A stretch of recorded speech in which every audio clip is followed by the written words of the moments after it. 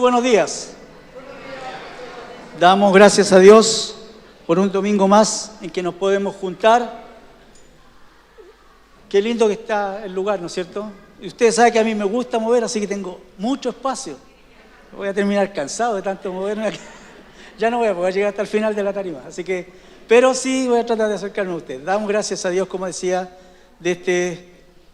por esta linda oportunidad de poder estar juntos, aprendiendo de la palabra del Señor. Estamos celebrando. Muy bien, excelente. Los ángeles cantan, no sé si ese era un ángel, pero está cantando. Sí. Yo sé quién es, pero no lo voy a decir, ¿ya? Para que después usted no le esté haciendo bullying al hermano Diego. Bien, damos gracias, como decía. Usted sabe que estamos celebrando.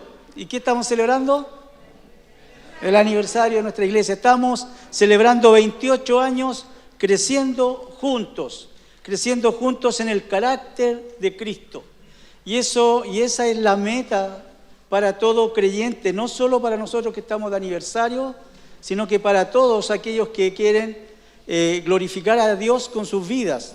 Debemos crecer. Y ese es un mandato bíblico, crecer en el carácter de Cristo. A ver, hagamos un repaso. ¿Usted recuerda qué es lo que enseñó el pastor Jensen la semana pasada?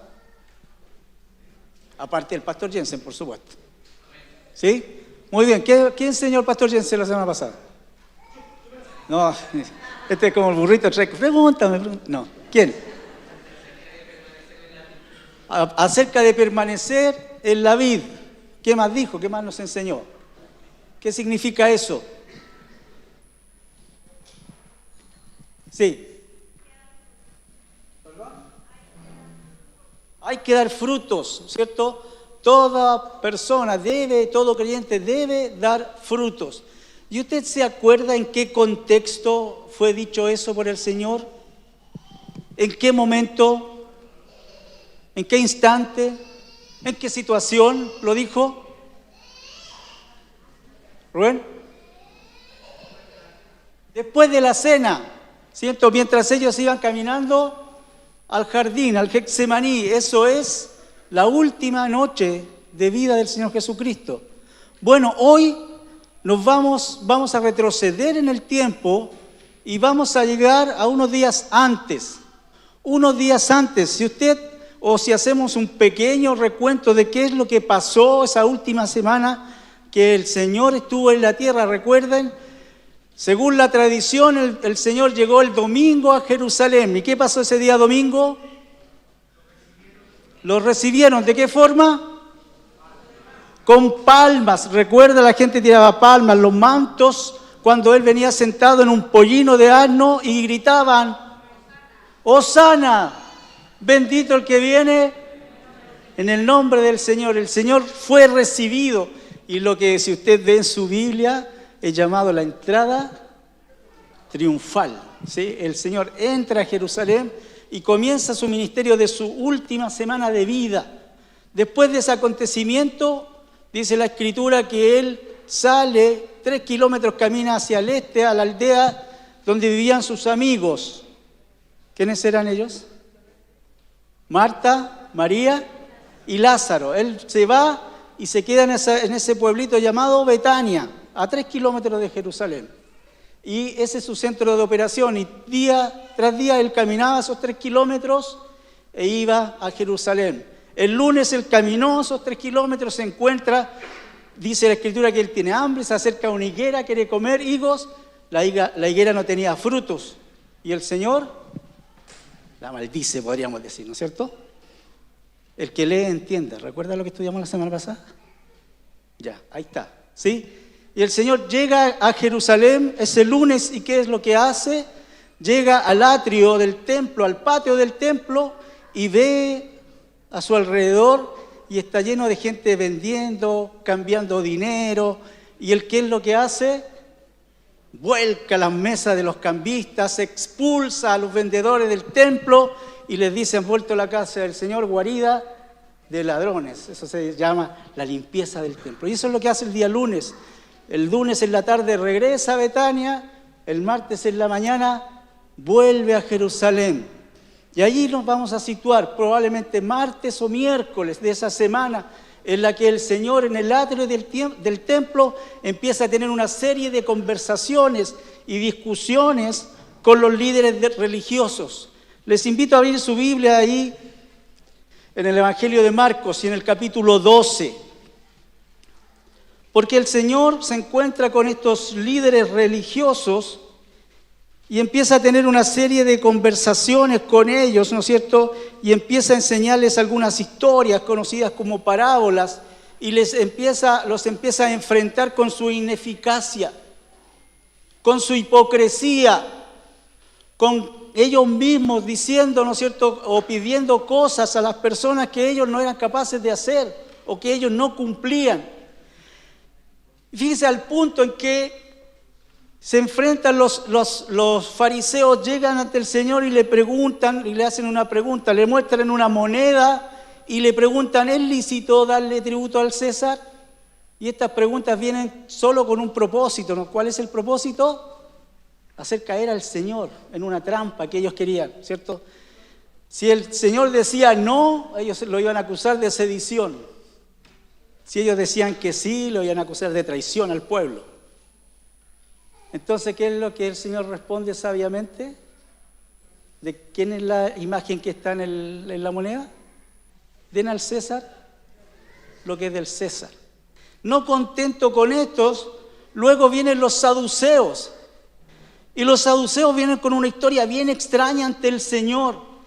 Y citando el Pentateuco, porque los saduceos creían solamente en el Pentateuco, que son los primeros 5 libros de la Biblia, le citan la ley del levirato. ¿Y qué decía la ley del levirato? Si una mujer y un hombre se casan, ¿no es cierto?, y el hombre muere y la mujer no tiene hijos, el que está encargado de engendrar hijos para esa mujer es el hermano, ¿sí? Eso decía la ley del levirato. Y entonces ellos citan esta ley y le dicen al Señor Jesucristo, ¿qué pasa si una mujer muere su esposo y se casa con el hermano y el hermano muere y no tiene hijos, y después el hermano muere y se casa con el otro y muere de nuevo, y así, ¿no es cierto? Y dice, lo hace en 7 ocasiones. En la resurrección, ¿cuál va a ser su esposo? Pregunta extraña, ¿no es cierto? Rara la pregunta. Recuerden que el propósito, ¿cuál era? Hacer caer al Señor en una trampa. Ahora, lo interesante de todo esto es que los saduceos no creían en la resurrección. Entonces, fíjense cómo ellos estaban queriendo hacer quedar mal al Señor, y el Señor le dice, se equivocan, ustedes están equivocados, ignoran las Escrituras. No es así. Y según el escritor Mateo, en el pasaje paralelo al que vamos a ver, dice que los fariseos se reunieron entre ellos porque estaban ya medio frustrados, porque no podían hacer caer al Señor. Entonces, en esa conversación, dice, ¿qué podemos hacer? Esto es fantasía mía, ¿no es cierto? ¿Qué podemos hacer? ¿Cómo lo podemos hacer caer? Y miran a uno que estaba ahí al ladito mirando así expectante. Tú eres escriba, tú sabes harto de la ley. Anda y hazle una pregunta difícil. Y lo mandan al frente, ¿sí? Eso es lo que dice Mateo. Marcos no nos muestra exactamente qué es esto lo que ocurre, pero sí comienza desde ese punto. Y fíjense, vamos a leer ahí en Marcos capítulo 12 y el versículo 28. Dice, cuando uno de los escribas se acercó, los oyó discutir y reconociendo que les había contestado bien, le preguntó, ¿cuál mandamiento es el más importante de todos? Jesús respondió, el más importante es, escucha Israel, el Señor nuestro Dios, el Señor uno es, y amarás al Señor tu Dios con todo tu corazón, con toda tu alma, con toda tu mente y con todas tus fuerzas. El segundo es amarás a tu prójimo como a ti mismo. No hay otro mandamiento mayor que estos. Y el escriba le dijo, muy bien, maestro, con verdad has dicho que el Señor es uno y no hay otro además de Él, y que amarle con todo el corazón, con todo el entendimiento, con todas las fuerzas, y amar al prójimo como a uno mismo es más que todos los holocaustos y que los sacrificios. Viendo Jesús que él había respondido sabiamente, le dijo: no estás lejos del reino de Dios. Y después de eso, nadie se aventuraba a hacerle más preguntas. Oremos al Señor. Padre Celestial, te honramos y te alabamos. Señor, te damos gracias por tu palabra. Oramos para que ella sea quien habla a nuestros corazones esta mañana. Y lo hacemos en el nombre del Señor Jesucristo. Amén. Bien, ahí estamos en el contexto, ¿no es cierto? Hicimos todo el contexto para llegar a este punto. Se acerca este escriba y le hace esta pregunta. La pregunta es: ¿cuál es o cuál mandamiento es el más importante de todos? Lo traduce la Biblia de las Américas. Recuerde que leemos de la Biblia de las Américas. Si usted tiene la Reina Valera, ahí dice cuál es el primer mandamiento, ¿sí? ¿Cuál es el primer mandamiento? Y sabe que lo que quiere hacer este hombre es enfrentar al Señor Jesucristo con esta verdad, ¿sí? ¿Por qué? Porque para los escribas, para los fariseos, era interesante o era muy complicado el tema de los mandamientos. Ellos tenían clasificados los mandamientos. Eran 613 los mandamientos que ellos clasificaban en buenos o no muy buenos, livianos o pesados, principales o secundarios. Ellos los clasificaban de esa forma. Y obviamente la importancia que le daban era a obedecer a aquellos más importantes, los principales. Y es como si el fariseo se acercara al Señor Jesucristo, ¿no es cierto? Y este escriba le dijera: a ver, ¿cuál de los 300 o de 613 mandamientos es el más importante? El primero de todos.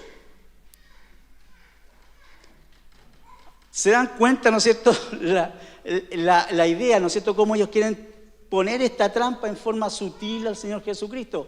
Porque cualquier cosa que dijera el Señor Jesucristo, ellos le iban a decir: no, estás equivocado. Este no es el primero. Este no es el principal. Y el Señor Jesucristo los quiere enfrentar con algo, ¿no es cierto? Y para hacer esto les cita lo que es, podríamos decir, el mandamiento principal para la nación de Israel, lo que ellos llaman el Shema, ¿sí? El Señor Jesucristo, si usted tiene su Biblia ahí en sus manos, va a ver que la cita o lo que va a decir el Señor Jesucristo está puesto en letras mayúsculas. Y usted sabe qué significa eso en nuestra Biblia, ¿no es cierto? ¿Qué significa? Exacto, entendí clarito lo que dijo. ¿Qué dije?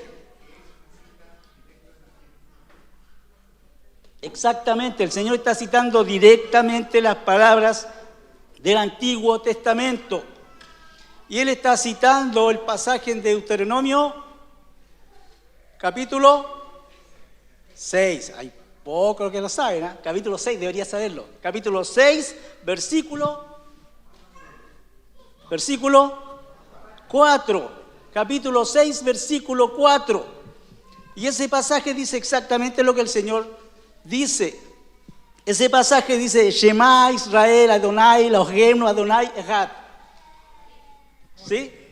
Eso es lo que dice ese pasaje, ¿sí? Oye Israel, el Señor nuestro Dios, el Señor uno es. Ahora, eso es muy importante para los judíos. De hecho, hoy, siglo XXI, cada vez que los judíos se juntan en su sinagoga, lo primero que hacen es decir: Shema Israel, Adonai, Elohim, Adonai, Echad. Y el pueblo y la congregación responde en la segunda parte del pasaje. Para ellos es muy importante. Y el Señor cita el Shema para mostrarles a estos hombres, ¿no es cierto?, lo importante que es entender que Dios es lo más importante.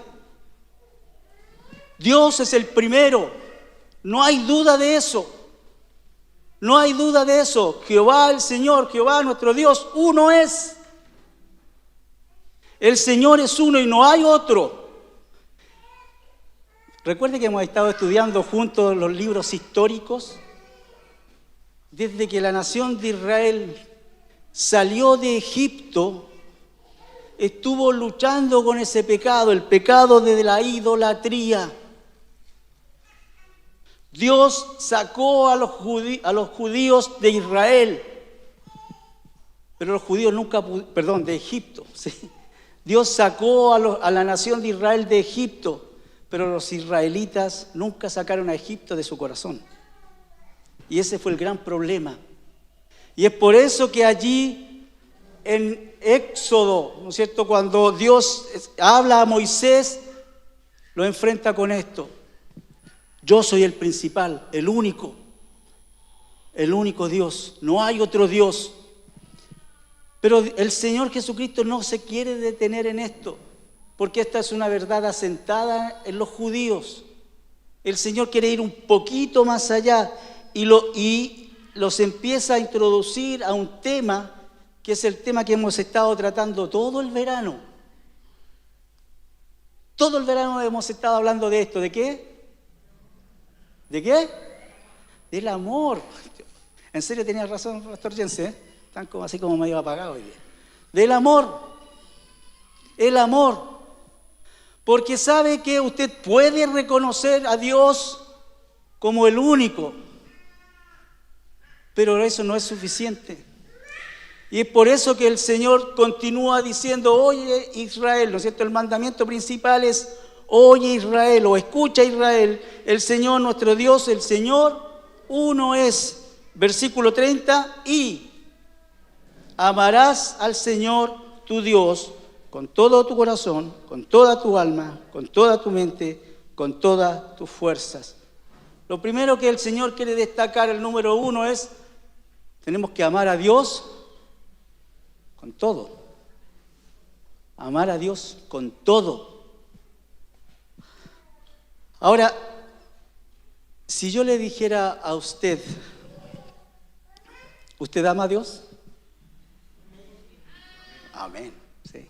Es una pregunta fácil. Una pregunta fácil. ¿Vamos a comprobarlo? ¿Quiere comprobarlo? ¿Ama a Dios? Y fíjense, porque el Señor Jesucristo empieza diciéndoles que el cumplimiento de la ley está toda en este concepto, amar a Dios. Amar a Dios es lo que el apóstol Pablo dice en Romanos capítulo 13 y el versículo 8.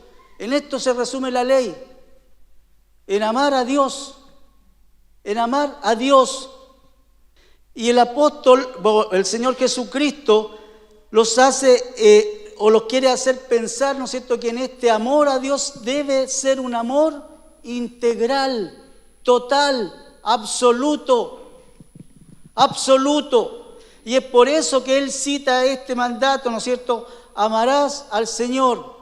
Fíjense, a mí me encanta, y como buenos estudiantes, y yo creo que los alumnos de primer año del Instituto Bíblico, tengo que sacarme, Instituto Bíblico, están estudiando esto y van a estudiar esto ahora, ¿cierto? Es fijarse muy bien en las palabras que utiliza el texto. Y fíjense, el Señor Jesucristo dice, amarás al Señor, ¿qué? Amarás al Señor, tú, Dios. No dice amarás al Señor Dios, o no dice amarás a Dios. Dice amarás al Señor tú, Dios. Y ¿sabe qué, mi querido? Esto siempre, inalterablemente, empieza en una relación personal con Dios. Si tú no te quieres relacionar con Dios, jamás lo vas a amar. Si tú no quieres considerar a Dios en tu vida, jamás lo vas a amar. Si tú no consideras a Dios, Dios no es tu Dios. Y es por eso que el Señor comienza marcándoles esta relación personal. El Señor es tu Dios. Tu Dios. Y es ahí donde continúa. basándonos en eso, ¿no es cierto? Si no hay una relación personal, no podemos dimensionar quién es Dios. Si tú no conoces a Dios en forma personal, no vas a poder dimensionar quién es Dios, y Dios va a ser alguien más en tu vida nomás. Dios va a ser un elemento más en tu diario vivir. Pero lo que el Señor quiere enfrentar, o con lo que el Señor quiere enfrentar a estos fariseos, es con esto. Todo comienza ahí, en una relación. Si el problema de los fariseos no estaba en el conocimiento, ellos tenían mucho conocimiento de la palabra, y se puede ver claramente en cómo ellos quieren discutir con el Señor. El problema de estos religiosos era eso, que su vida era simplemente una religión, no había una relación personal con Dios. Por eso, mis queridos, constantemente insistimos en esto. Insistimos en que tu vida debe ser basada en una relación personal con Dios. Si no hay relación personal con Dios, nada puede funcionar en tu vida. ¿Tú amas a Dios? ¿Cómo está tu relación personal con el Señor? ¿Cómo está tu relación personal con el Señor? ¿Sigamos avanzando? Porque esto no termina ahí. Porque el Señor dice: amarás al Señor tu Dios con todo tu corazón, con toda tu mente, con toda tu alma, con toda tu mente y con todas tus fuerzas. Cuando el Señor habla del corazón, está hablando de la fuente de los pensamientos. Recuerde que para los judíos, ¿no es cierto?, el corazón era el centro del pensamiento. Ahí estaba donde se desarrollaba lo que yo quería hacer. Mis palabras, mis hechos estaban aquí en el corazón. Por eso el Señor decía: de la abundancia del corazón habla la boca. Lo que tú estás pensando es lo que va a salir. Habla del alma. ¿Sí? Y ahí cuando hablamos del alma tenemos cierta discusión, pero básicamente lo que vamos a decir, ¿no es cierto?, que está hablando de la actividad emocional de las personas. Cuando habla de la mente, habla del intelecto. Cuando habla de la fuerza, habla de la potencia, de la energía. Fíjense, pensamientos, comportamiento, emociones, intelecto, la energía, todo tiene que ser dirigida a Dios en amor. Yo amo a Dios con todo eso. Y fíjense lo que el Señor Jesucristo no quiere hacer, que nosotros hagamos un checklist con esto, ¿no es cierto? ¿Lo estoy amando con mis emociones? Sí. ¿Lo estoy amando con mi intelecto? Sí. No. Lo que el Señor quiere mostrar es que a Dios se le ama en forma integral. Todo lo que tú eres, todo lo que tú eres debe estar dirigido a Dios en amor. Tus pensamientos, tus actos, tu intelecto, tu vida total y completa. Y es por eso que esto va acompañado con estos 4 absolutos. Todo tu corazón, toda tu mente, toda tu alma, todas tus fuerzas. Y cuando la Biblia dice todo, ¿qué quiere decir? Todo. En este caso es absoluto, es todo. Dios no quiere que nosotros le amemos a medias. ¿Sabes por qué? Porque durante todo el verano estudiamos cómo es el amor de Dios. ¿Recuerda? El amor todo lo cree, todo lo sufre, todo lo soporta. Dios nos amó de esa forma. Y de tal forma te amó Dios que, ¿qué es lo que hizo? Envió a su Hijo Jesucristo a morir por ti, su primogénito, el único que tenía. Él lo dio todo. El Señor lo dio todo, Dios lo dio todo. ¿Y qué está esperando como respuesta a eso? Que le demos todo. Nosotros no podemos darle menos a Dios. Si Dios me amó, mi respuesta ¿cuál debe ser? Amor. Yo amo a Dios. Pero mi querido, yo quiero que se haga un examen profundo esta mañana. ¿Ama realmente a Dios? ¿Cumpliendo lo que el Señor Jesucristo dice? ¿Con todo? ¿O a veces tomamos nuestras propias decisiones? ¿O a veces dejamos a Dios afuera de nuestras emociones? ¿O no dejamos que Dios controle nuestra vida? Recuerde, el amor de Dios es incompartible. Tú no compartes con nadie más ese amor. Tú no compartes con nadie más ese amor. Dios te amó y tú fuiste lo principal para Él. Cuando Cristo murió allí en la cruz del Calvario, estaba pensando en ti, estaba pensando en mí. ¿Qué es lo que Dios quiere y demanda de nosotros? Amor. Dios nos amó y su entrega fue total. Y yo quiero que te hagas esta evaluación, mi querido, mi querida. Hazte esta evaluación. ¿Estoy realmente amando a Dios?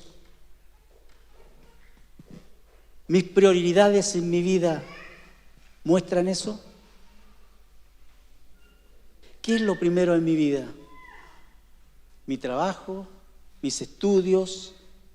¿Mi esposa? ¿Mi esposo? ¿Mis hijos? ¿Qué es lo primero en tu vida?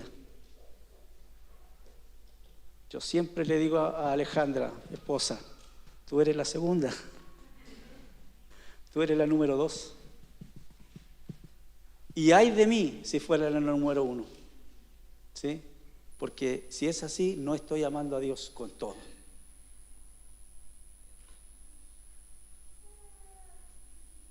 El Señor Jesucristo enfrenta a los fariseos, a los líderes religiosos con esta verdad. Ustedes que son los que quieren mostrar cierta apariencia, ustedes que son los que quieren mostrar una religión, los que están preocupados de contar cuántos mandamientos hay y estar vigilando y supervisando a la gente si los cumple o no los cumple, ¿aman realmente a Dios? ¿Lo aman con todo? ¿Y sabes qué? Te vas a dar cuenta que el Señor Jesucristo los enfrenta una y otra vez, especialmente en estos días ahí en el atrio del templo, con esa verdad. Ustedes son unos hipócritas. ¿Y yo? ¿Y yo que digo algo, pero por dentro realmente estoy haciendo otra cosa? ¿Qué soy? No se lo voy a decir para que no se me ofenda a nadie, ¿ya? Pero ¿sabes qué? A veces caemos en lo mismo que los fariseos. A veces caemos en el mismo pecado de los fariseos, que mostramos por fuera algo que por dentro no somos. Y es por eso que el Señor les decía sepulcros blanqueados. Podían estar pintadas los ataúdes, pero adentro ¿qué estaba? El muerto, y el muerto olía mal. El muerto se estaba pudriendo. Por fuera podemos mostrar muchas cosas, mis queridos, pero ¿qué hay adentro? Es lo importante. Y es por eso que el Señor les enfrenta con esta verdad. Amarás al Señor tu Dios con toda tu alma, con todo tu corazón, con toda tu alma, con toda tu mente y con todas tus fuerzas. ¿Quiere memorizarlo? Después le pregunta al pastor Jensen cómo lo hace él ¿sí? Después vamos a hacer que se ponga acá adelante y lo enseñe para todos, ¿ya? ¿Sí? Pero fíjate, no queda ahí. No queda ahí el Señor, porque dice, ustedes preguntaron, así que tienen que escuchar toda la respuesta, ¿cierto? Y el siguiente dice, y el segundo es, amarás a tu prójimo como a ti mismo. Amarás a tu prójimo como a ti mismo. Y fíjense, no está al revés, sino que la secuencia es la correcta. La secuencia es la correcta. Porque si yo no amo a Dios, no puedo amar a mi prójimo. Siempre decimos, ¿no es cierto? Tu relación vertical va a determinar cómo es tu relación horizontal. Si tú no amas a Dios, no vas a poder amar a tu prójimo. ¿Sí? Ahora, para nosotros esta es una verdad importante. ¿Sí? La logramos entender. Yo le pregunto, ¿quién es el prójimo para usted? ¿Y usted qué me va a decir? ¿Quién es el prójimo para usted? El que está al lado, ¿no es cierto? El que está adelante, el que está atrás. Ese es el prójimo. Ahora, ojo, el Señor no les está inventando esto. Ahí después vamos a hablar acerca del amor al prójimo. ¿Sí? El Señor no les está inventando esto, les está citando las Escrituras, les está citando la ley, les está citando Levítico capítulo 19, versículo 18, donde Dios le dice a Moisés, ¿no es cierto?, amarás a tu prójimo como a ti mismo. ¿Sí? Les está citando directamente, por eso ahí está en mayúsculas las letras. Y Él les enseña esta verdad, ¿no es cierto? El segundo mandamiento es semejante al primero. Incluso lo dice, creo que la Reina Valera lo dice, ¿no es cierto? El segundo es semejante, es el mismo. Porque ambos requieren lo mismo, amor. Amor a Dios, amor al prójimo, es el mismo amor. ¿Sí? Es el mismo tipo de amor. El amor que lo da todo a cambio de nada. El amor que se entrega totalmente. Jesús resumió estos mandamientos en este concepto, amor. Amor. El amor a Dios no puede disasociarse del amor a las personas, porque Dios muestra su amor. ¿Sí? Dios lo muestra. Y de la misma forma nos está pidiendo a nosotros, ama a tu prójimo. Ahora, les decía que este concepto es fácil para nosotros, pero para los judíos no era tan fácil. Para los judíos no era tan fácil. Porque, ¿se acuerdan la historia ahí en Lucas? Cuando viene un hombre y le pregunta al Señor, ¿quién es mi prójimo? ¿Y qué es lo que hace el Señor? Les cuenta una historia, ¿no es cierto? La historia de, ¿quién fue el que me dijo? Lo que nosotros conocemos como la historia del buen samaritano. Para ejemplificarle quién es el prójimo. ¿Por qué? Porque para los judíos no cualquier persona era prójimo. ¿Quién eran los prójimos? Los hermanos judíos. Aquellos que cumplían la ley, aquellos que querían obedecer a Dios. Los demás no eran el prójimo. Los demás eran los gentiles. Nada más que eso. Y es por eso que el Señor cuenta esta historia, ¿cierto? De este samaritano que fue asaltado, tirado ahí en el camino. ¿Y quién es el primero que lo ve? Un sacerdote. Un sacerdote. Y dice que lo ve y pasa de largo. Y después, el segundo que lo ve es un levita, ¿no es cierto? De la familia de los sacerdotes. Y está citando a dos grupos de personas que supuestamente deberían estar cercanos a Dios, deberían obedecer la palabra de Dios. Y sí, según la cultura judía, ellos estaban haciendo lo correcto, porque ese que estaba tirado ahí era un cualquiera, no era un prójimo. Sin embargo, el Señor Jesucristo agarra a un personaje de lo más bajo de la sociedad, a un perro samaritano, y lo pone, ¿no es cierto? Y le dice, el samaritano fue quien lo vio, lo tomó, curó sus heridas, lo puso en su no sé, caballo, no sé qué lo era, ¿cierto? Lo llevó al mesón y le dijo al mesonero, atiéndemelo.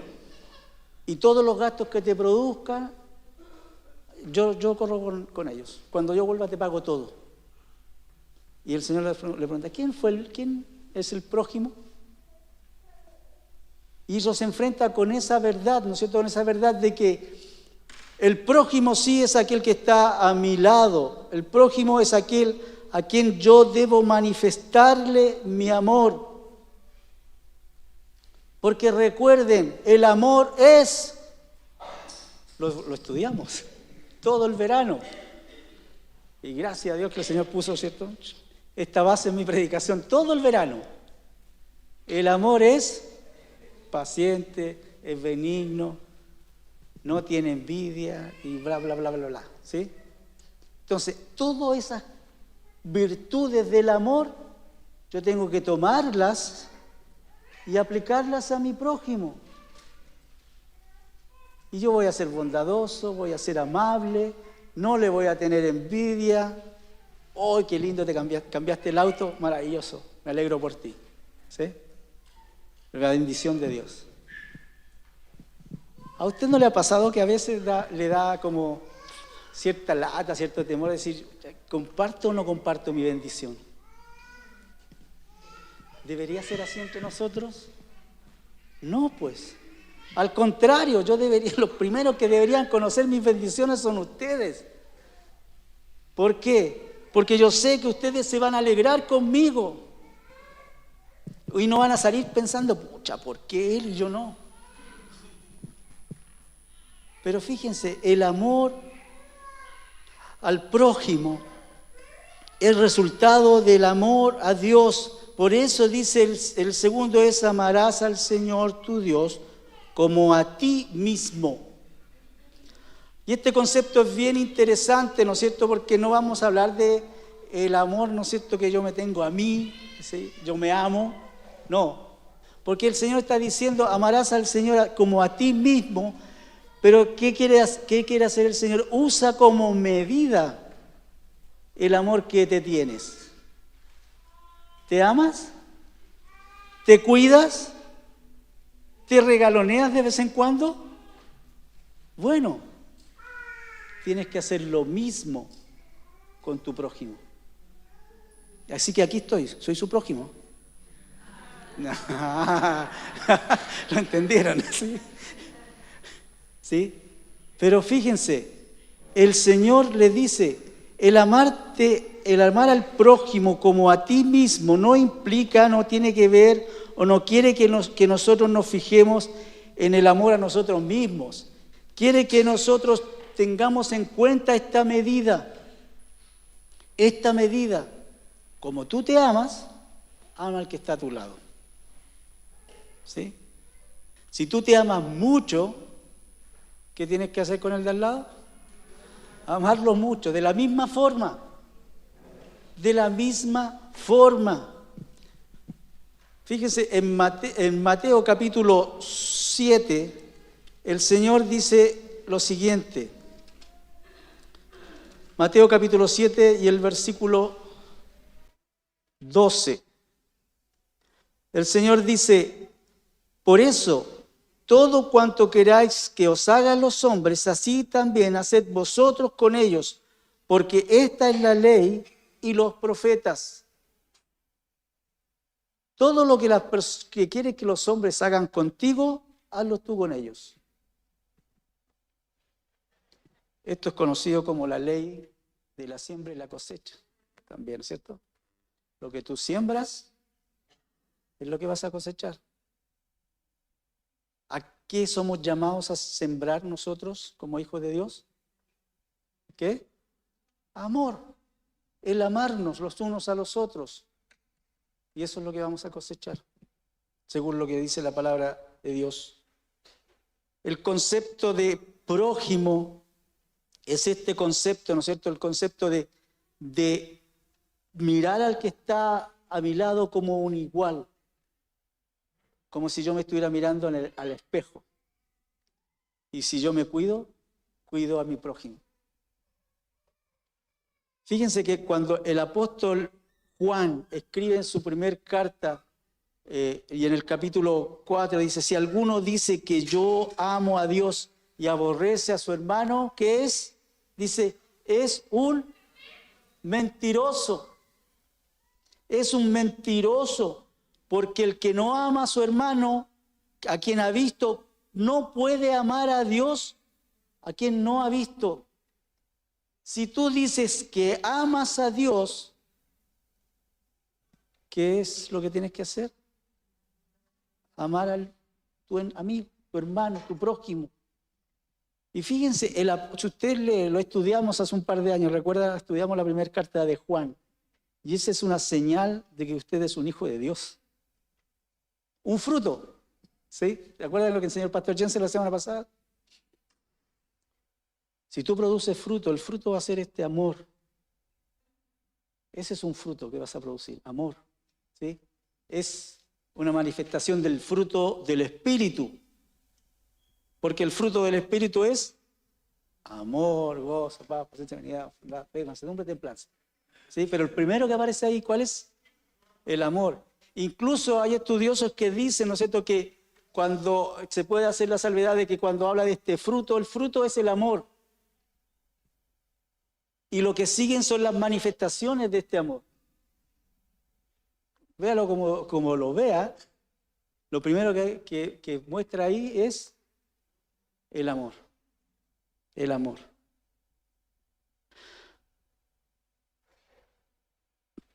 ¿Por qué son tan importantes estos dos mandamientos? El amar a Dios y el amar al prójimo. ¿Sí? ¿Por qué es tan importante en medio de estos dos mandamientos el amor? El amor a Dios y el amor al prójimo. Primero, ¿no es cierto? Porque, fíjense, el amor es el amor que da. Dios dio. Y ese dar de Dios es que nos da la salvación. ¿Sí? ¿Qué nos da Dios? Lo principal, lo más importante que Dios nos da es la salvación. Y una vez que tú eres salvo, puedes ser llamado hijo de Dios. Ahora, en relación al prójimo, es lo mismo. Ese amor da. Y por eso nosotros como hijos de Dios debemos dejar de lado el egoísmo. ¿Sí? Yo me acuerdo que cuando mi hijo era chiquito, le leíamos un cuento, ya ni me acuerdo cómo era la historia, ¿no es cierto? Pero sí me acordaba de que uno de los personajes del cuento se llamaba Todo para mí. Todo para mí. Así se llama. Todo para mí. Y era esa es su característica. Siempre era todo para mí, todo para mí, todo para mí. Y a veces nosotros como creyentes somos iguales. ¿Sí? Todo para mí. Y nos olvidamos que el amor es dar, es compartir. Dios dio y lo dio todo. Lo segundo importante del amor, que es que el amor manifiesta estas virtudes, la que estudiamos ahí en el capítulo 13 de 1 Corintios, como lo dijimos antes. ¿Sí? El amor no es. Ahí está clarito, en 1 Corintios capítulo 13. Y lo más importante de todo es que el amor demuestra el carácter de Dios. Juan dice, Dios es amor. Ese es el carácter de Dios. Y si nosotros queremos crecer en el carácter de Cristo, ¿qué debemos mostrar? Amor. Y ese amor debe mostrarse, debe ser práctico. Es muy fácil, ¿no es cierto?, abrazar a alguien y decirle, pucha que te quiero, ¿cierto?, te amo. Y listo, nos vemos el próximo domingo. ¿O no? Pero ¿cuántas veces usted lo llamó en la semana? ¿Cuántas veces lo fue a visitar en un tiempo de angustia? O simplemente lo pasó a ver y le dice, mira, me acordé de ti y te vine a traer este regalito. O te vine a hacer compañía simplemente. Eso es amor. Ese es el amor que muestra. No es simplemente el bla bla. No es simplemente el de hacerlo de la boca hacia afuera. Porque ¿sabe qué? Debemos amar a Dios con todos, debemos amar a nuestro prójimo, pero también debemos amar ¿a quién? A nuestros enemigos. A nuestros enemigos. Y ahí es donde nos metemos. Más profundo todavía. ¿Sí? No mira a su alrededor porque aquí no tiene ningún enemigo. ¿Ya? Pero fíjense qué es lo que el Señor dice allí en Mateo capítulo 5. Mateo capítulo 5 y el versículo 44.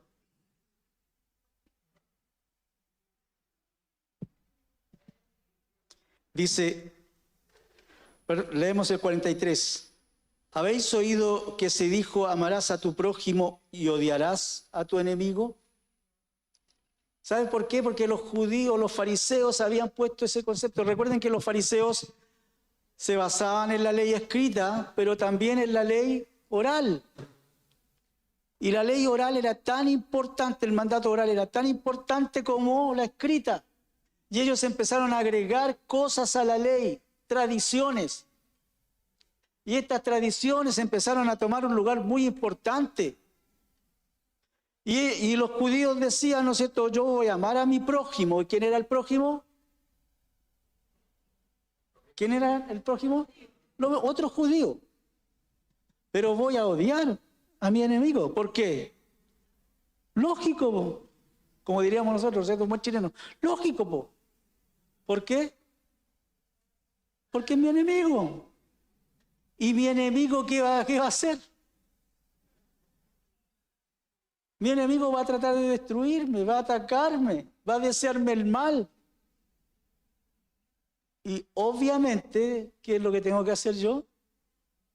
Ojo por ojo, ¿recuerdan? ¿Sí? Pero fíjese que el Señor dice, habéis oído que se dijo, amarás a tu prójimo y odiarás a tu enemigo, pero yo os digo, amad a vuestros enemigos y orad por los que os persiguen. Recuerden, ¿no es cierto?, que ahí en capítulo 5, capítulo 6, el Señor Jesucristo viene a establecer las leyes del reino que Él quiere establecer en este mundo, ¿no es cierto? Y en ese concepto Él empieza a citar la ley, pero a levantar el estándar. ¿Sí? No simplemente, entre comillas, ¿no es cierto?, no simplemente es esta la ley, sino que subimos el estándar. Vamos a subir el estándar. Y se dijo, amarás a tu prójimo y odiarás a tu enemigo. Yo os digo, amarás a tu prójimo o amarás a tu enemigo. Y no solamente vas a amar a tu enemigo, sino que vas a orar por él. Ups. Ahí se pone complicado, ¿no es cierto? Porque la Biblia también dice, mejor es dar que recibir. No entendían el chiste. ¿No entendieron el chiste? No, bueno, mejor es dar que recibir. ¿Ya? ¿Sí? Bueno, ahí está. Están durmiendo, tío. Y bueno, menos mal que no está mi señora, porque si no estaría colorada allá atrás. Seguro debe estar en la casa viéndolo y debe estar pensando, papá, ¿por qué dijiste eso? Pero lo dije. Usted no le cuente por si acaso. ¿Ya? Pero, mis queridos, odiar al enemigo es fácil. No tenemos que hacer nada. No tenemos que hacer nada para odiarlo. Pero sí, cuando la Escritura nos enfrenta con esta verdad, ¿no es cierto?, cuando nos enfrenta con la verdad de que nosotros debemos amar a quien nos persigue, a quien desea el mal para nosotros. Y recuerde, ¿qué significa amar? Todas esas virtudes. No tenerle envidia, no tenerle celo, ¿no es cierto?, ser bondadoso, ser amable. Ups. Es difícil, ¿sí?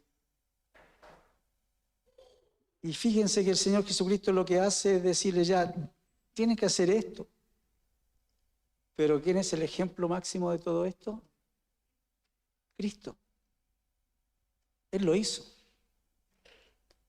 Él cuando estaba allí en la cruz, después de haber sido azotado, escupido, se burlaron de él, le clavaron una lanza en su costado, estaba colgando allí en la cruz. ¿Y qué hizo? ¿Qué hizo? Oró por sus enemigos. Dijo, Padre, no les tomes en cuenta este pecado, perdónalos. No saben lo que hacen. ¿Se puede hacer? Por supuesto, el Señor lo hizo. Dios nunca nos va a pedir que hagamos algo que no podemos hacer. Y Dios nos da todas las herramientas para esto. Porque esto es lo que va a cambiar el mundo, mis queridos. Esto es lo que va a cambiar el mundo. Lo que va a cambiar al mundo eres tú. Una persona que manifiesta el amor de Dios a sus prójimos.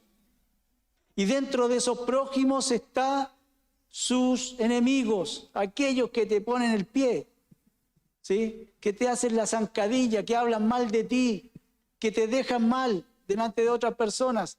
Por ellos es que tengo que orar. Primero que nada, orar para que el Señor les alcance con la salvación, si es que no son salvos. Y amarles. ¿Por qué? Porque el Señor Jesucristo la misma noche, antes de salir al huerto, le dijo a sus discípulos: en esto conocerán todos que sois mis discípulos, si tuviereis amor los unos por los otros. ¿Quieres que te reconozcan como un discípulo de Cristo?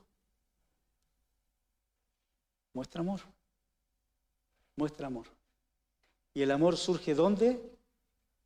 En el amor a Dios. Si tú no amas a Dios con todo tu corazón, con toda tu alma, con toda tu mente, con todas tus fuerzas,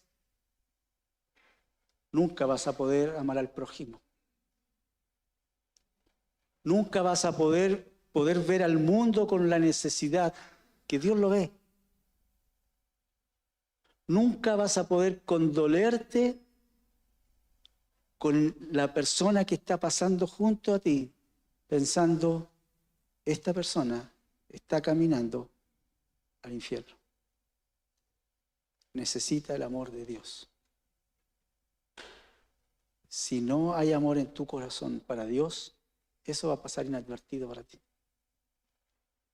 Amar a Dios significa ver al mundo con los ojos de Dios, ver al resto de las personas con los ojos de Dios.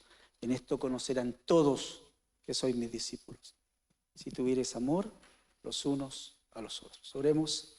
Padre Celestial, te honramos, Señor. Te alabamos por tu misericordia. Gracias por tu amor. Gracias por el gran amor con que nos has amado al enviar a tu Hijo Jesucristo a morir allí en la cruz del Calvario. No hay amor más grande que tu amor. Pero también, Señor, tú nos exhortas, nos mandas a través de tu palabra a amarte con todo, con todo. Mi amor hacia ti debe ser integral. Nada puede ocupar tu lugar, el primer lugar en nuestras vidas. Señor, ayúdanos a que ese amor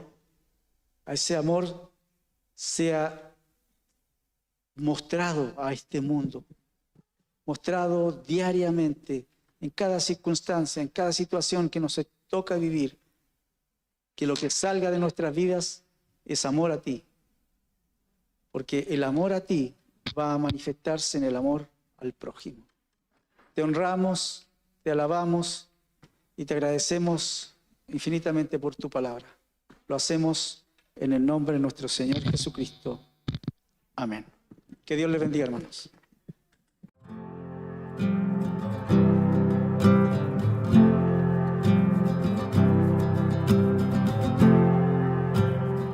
La Iglesia Bautista Vida Nueva se encuentra ubicada en el centro de la ciudad de Santiago. Nuestros principios son los principios bautistas bíblicos. La Iglesia Bautista Vida Nueva es un cuerpo de creyentes preocupados en cumplir la obra de Cristo en nuestras familias hoy.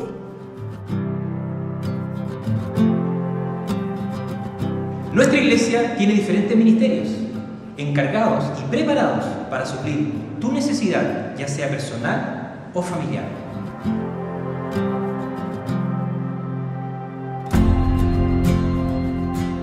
Nuestros cultos los hacemos los días domingo, 10 de la mañana.